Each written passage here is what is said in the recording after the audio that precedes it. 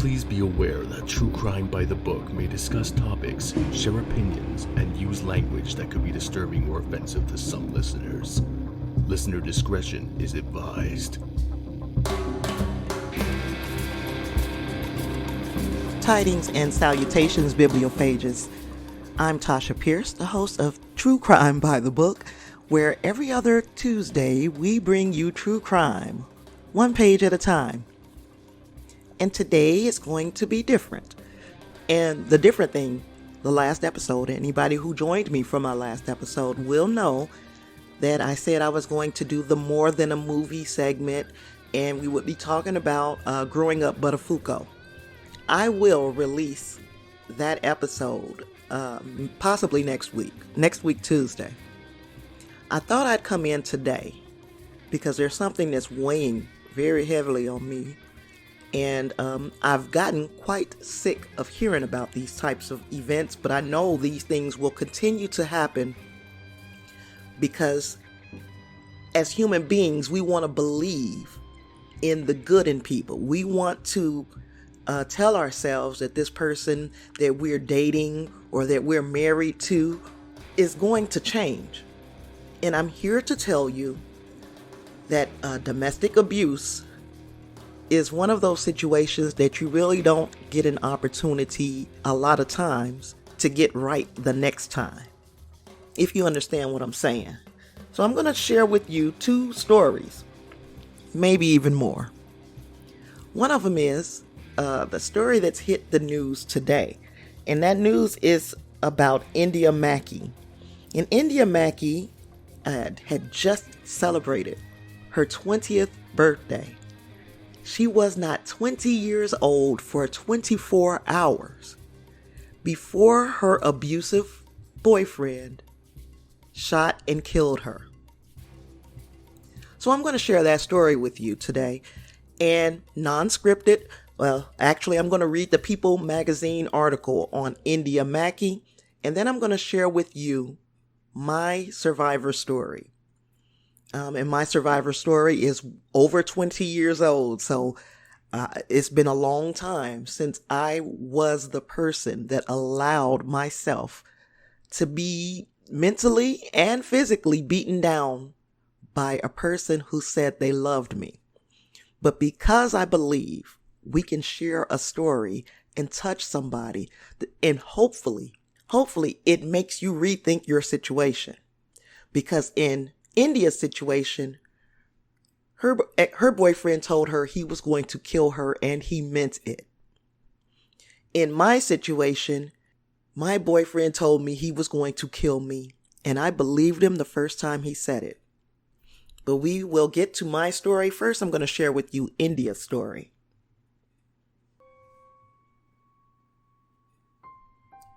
A Michigan woman is dead after she filmed her boyfriend allegedly loading his gun and threatening her with the weapon. India Mackey tragically died one day after her 20th birthday in what prosecutors are calling a fatal domestic violence dispute, Macomb County Prosecutor Eric Smith said in a statement released by his office last week. 18-year-old Kevin Dixon was charged with first-degree murder, carrying a concealed weapon, and felony firearm for his girlfriend's death, the release said. Dixon was scheduled to be arraigned last Thursday and is currently being held without bail, local station KWTX reported on Sunday.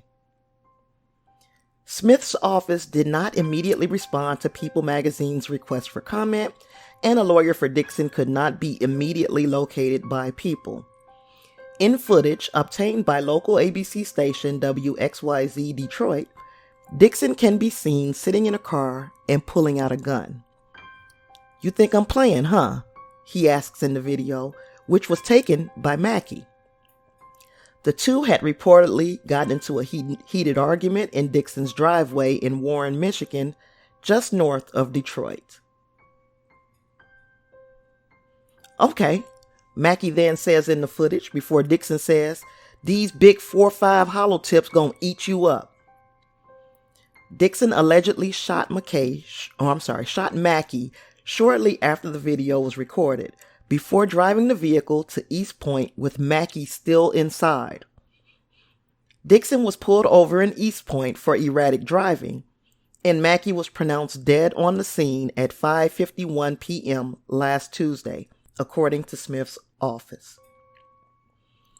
Dixon's mother, Nikita Dixon, was arrested on Thursday and is being held on a $100,000 bond, Macomb County Sheriff Office online records show.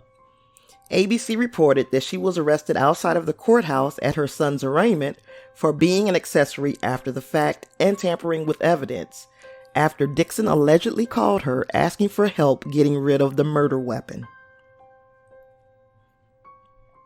The Macomb County Sheriff's Office and Smith's office did not immediately respond to people's request for comment.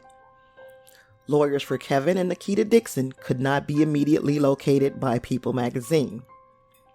Smith said that Mackey's death is the 6th murder case resulting from a domestic violence situation that office had received in the past 2 months, and urged anyone facing a similar situation to flee the scene. Quote, "My staff and I are committed to the continued prosecution of these offenders to the fullest extent under the law. These acts will not be tolerated in our community," end quote. Please, if you're facing an imminent violent situation, leave the situation immediately and call police, he said. Do not stay and record the incident. It could be the difference between life and death. A vigil was held for Mackey on Sunday night at Saginaw High School, from which she previously graduated. Mackey's father, Joseph Polk, echoed Smith's sentiment at the vigil, saying to WNEM TV5, "Let your fathers protect you. Let your uncles, your brothers, let the community protect you. Go to somebody. Tell somebody. Somebody will help you because they don't want to see this ending." He also said, "I know she was very loved, but to see everyone come together like this, it just means a lot." And there was a large turnout at the vigil where star-shaped balloons were released in her honor. And that was via People magazine. So now we've heard India's story. And let me tell you, the video that she recorded just prior to her own death is available online if anybody really needed to see that. It does not show her death. It just shows those moments leading up where he was threatening her. He was taking the bullets out of this weapon and wiping his fingerprints off of them. He planned to kill her and made sure his fingerprints would not be on the bullets. So he anticipated on dumping her somewhere. This is a real life, walking, talking piece of shit. And now let's talk from a maternal standpoint. I've got a son, and my son knows I will not uphold him in any wrongdoing. If something happens and you are protecting yourself or your family, I've got your back 100%. But if it's because you are a jealous-hearted, selfish-hearted, violent individual, and you're out here taking your violence, your anger out on defenseless women, I got nothing for you. You'll sit wherever they take you and you will rot. And I know that every parent doesn't feel that way, but you know what? Some daughters would still be alive if mothers took that seriously. You don't uphold your child in his wrongdoing. But here we have a mother who has allegedly, because I don't know this to be true, we have a mother who has allegedly moved a weapon for her son who just killed somebody. That is sick. Women, we need to be in sort of a sorority. We need to protect other women, even if the person you're protecting them from shares the same blood as you. We don't need to be out here enabling these young men to be a murderer. So now let's start with my story. Okay. Well, I got married shortly after my 20th birthday, and that marriage produced my son. And then very shortly after my son was born, maybe within the next year, me and his father broke up. So now here I am, roughly 22 years old with a child, and for whatever reason, I felt like nobody else was going to want me. I felt like, oh my God, I'm so young, I've got this son, and nobody else is going to want me. Because I harbored that feeling inside, I probably manifested it outside. And because I failed in this marriage, I felt like I needed to prove to myself and the whole world that I can make a relationship work. I felt like I had a lot to prove.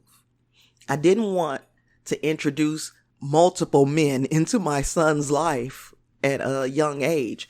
So, honestly, the first guy, and I can say the first guy who found me attractive and wanted to talk to me, I was all in.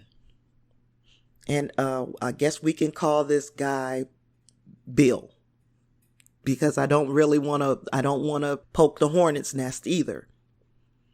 So Bill and I started dating. And he was a love bomber. At first, it was just a lot of love and hugs and kisses, and I just love you so much, Tasha. And then it was gifts. And I just got gift on top of gifts on top of gifts. And then, after the love bombing, one day my sister and I bought outfits that were just alike. She had one color and I had one another. Now, mind you, I'm a 22-year-old woman. So I'm a shapely young lady. And he saw me walking down the street with my sister. And he literally snatched those clothes off of my back. Told me to never, ever go outside dressed like that again. Now, that should have been warning sign enough. But I'm trying to make this relationship work because I've already felt like a failure. So, I start wearing baggy clothes. I start hiding my shapeliness. I started picking up weight too. Like, I picked up more weight after I met him than while I was pregnant. I just let myself really go because I was afraid. I didn't know this is what the issue was at the time, but I was really afraid that, he would lose his shit if someone else found me attractive. So I did that. I started picking up weight. I was wearing baggy clothes. I was almost dressing like a boy, to be quite honest. And the next time a violent situation happened, I had gotten a house and he wanted to move in, and I'm just trying to, again, keep this whole situation intact. So after a few months, he moved in, and I must have said something that he didn't like. And my mother passed away when I was a young girl, and I had a few items of furniture and things like that were hers that I really, really was attached to. And because he knew I had an attachment to this stuff, he destroyed it. Destroyed it all. Now here we are. I've got all the signs that I need that this is not a one-time thing, that this man is going to continue to abuse me. And be assured, he continued to abuse me. One time he was like, I'm going to give you a pumpkin head. For whatever the reason. And a pumpkin head, when we was growing up, is I'm going to beat your ass until you have knots on your head. And guess what? He kept that fucking promise. He kept that promise. There were times where he beat on me outside and people in the traffic would just keep going. Nobody tried to help. My own father said, I can't help you because if I do something and you turn around and go right back with him, then that will have defeated the purpose of me doing anything. So he instructed himself and my family to not get involved. And There's no blaming, because this, at the end of it all, it was all going to come to me, coming to the conclusion that I needed to get out of this situation. I tried to commit suicide. And the only thing that made me admit what I did is I'm like, what's going to happen to my son? I had already taken a handful of prescription medicine, and then my son popped in my mind. So I did tell someone to take me to the hospital. I had my stomach pumped. They left me in my own filth, with the charcoal when they pumped my stomach and the vomit and all of that. They left all that on me because they're saying to me, this is what that looks like. This is what killing yourself or attempting to kill yourself looks like. You're going to be like that. So of course, now I'm back in this man's situation, and of course I'm being love bombed because he don't want me to leave. We moved from Indiana to Georgia, thinking it's going to be a fresh start. You know, none of the things that I was doing here in Indiana that was making him so mad, I'm not going to do any of those things. And we're going to go here and we're going to start over, and everything's going to be different. Until it wasn't. I'm still being abused. And even though I'm walking on eggshells, he's still abusing me. He's still, just any chance he gets, beating my ass. Any chance he gets. And if you knew me younger, I was a fighter. I didn't even have no fight left in me. I just took it. And then one day, after a very kind of brutal fight, he left the apartment and left me with my son.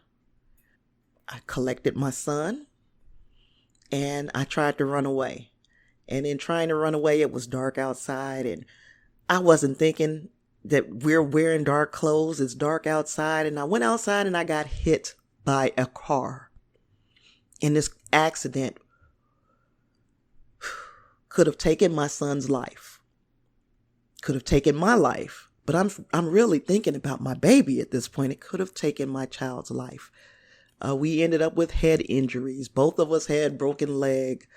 And the only person in Atlanta that we knew was him.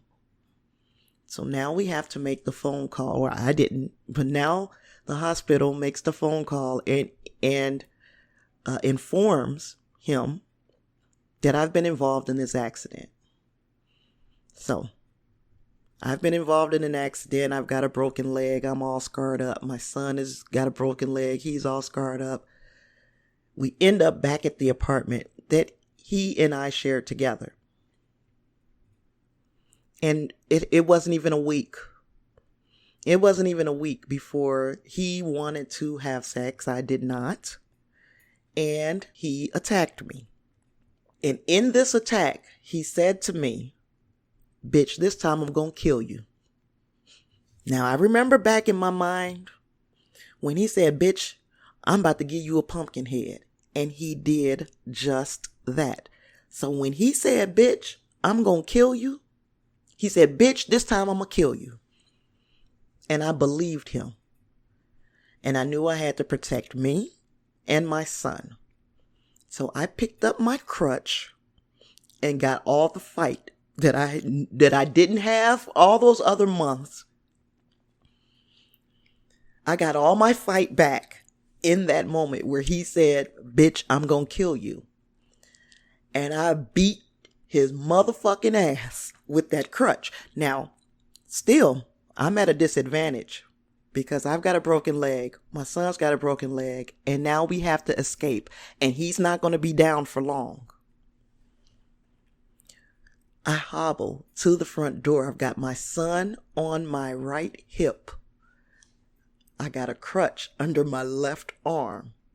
And I try to make it to the door. And I get to the door and I swing it open, and I'm thinking, oh my God, I still got to get away. And when I opened that door, there was a car accident in the apartment parking lot.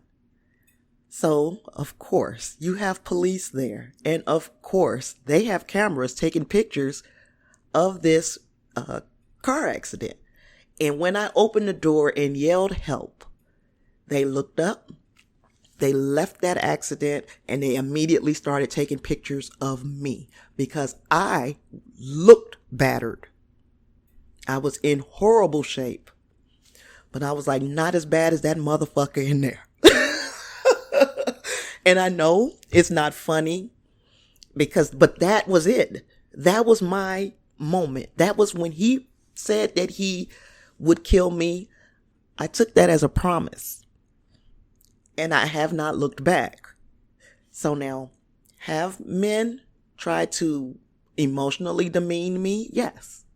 Yes. Some men have tried to emotionally and mentally abuse me, but never will I accept physical abuse, point blank, and period. You put your hands on me, that's it. Now, not saying this because I'm saying, see, she was wrong and I was right.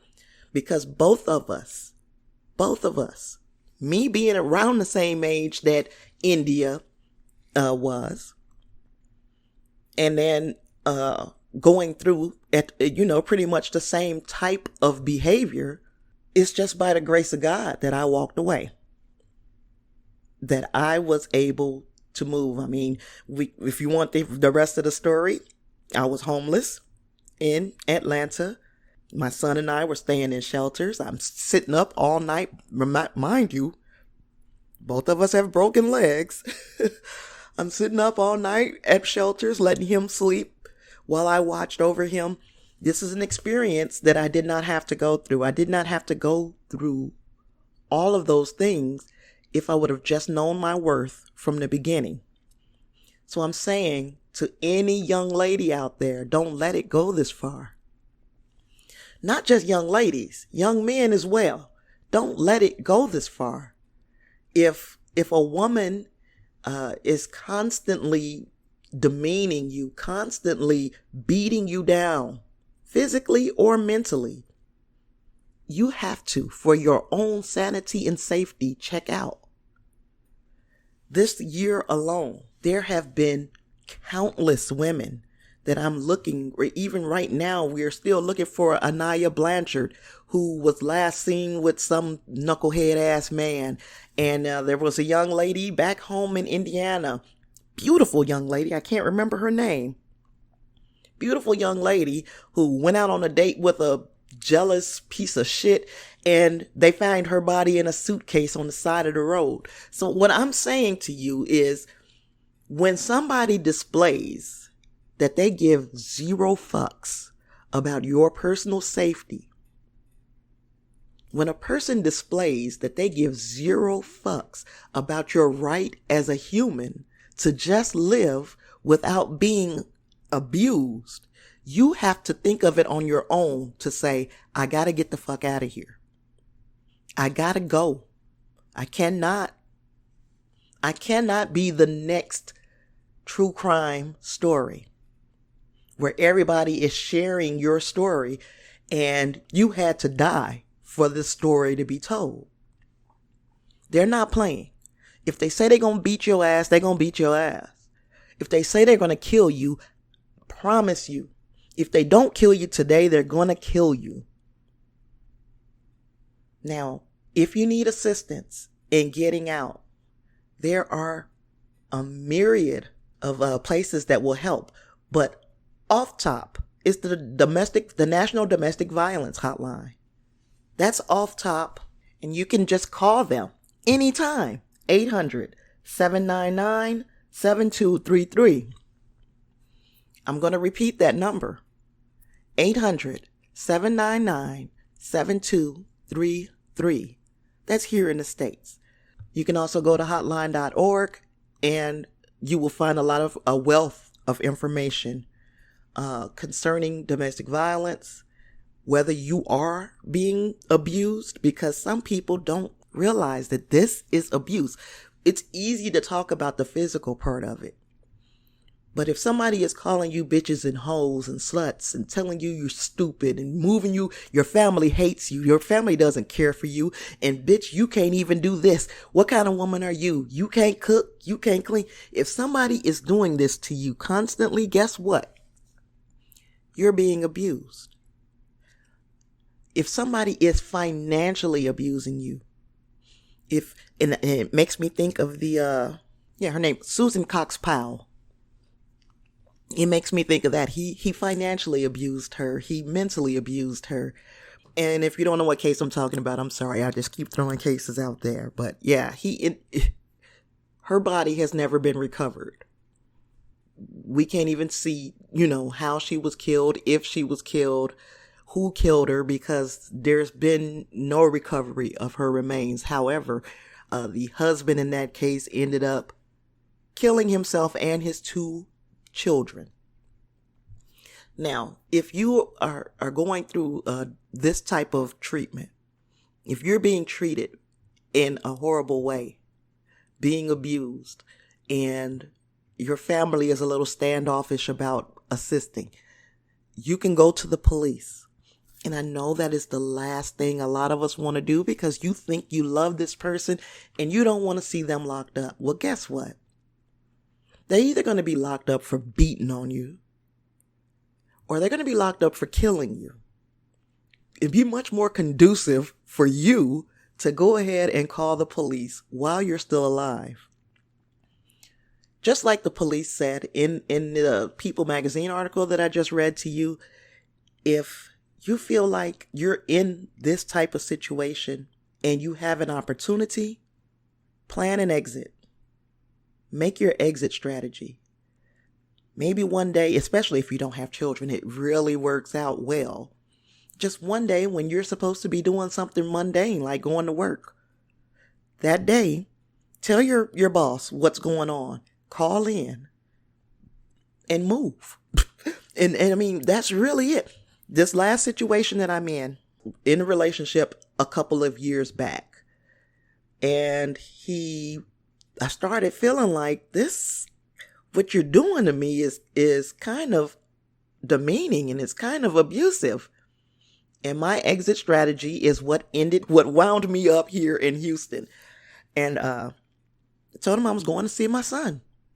Yeah, I'm gonna go take a trip, see my son. I'll be back. And I took whatever I could carry on the plane with me, and I never returned.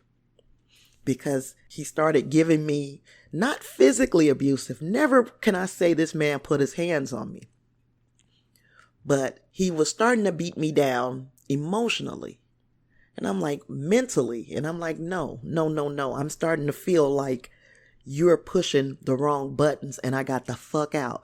Because there's not so much life left at this point. I'm at the middle of the hill, I guess you could say. And I'm not going to spend it, not one extra moment, not one extra second, feeling like I'm worthless. And anybody who makes me feel like I need to question my own worth, I can do without them.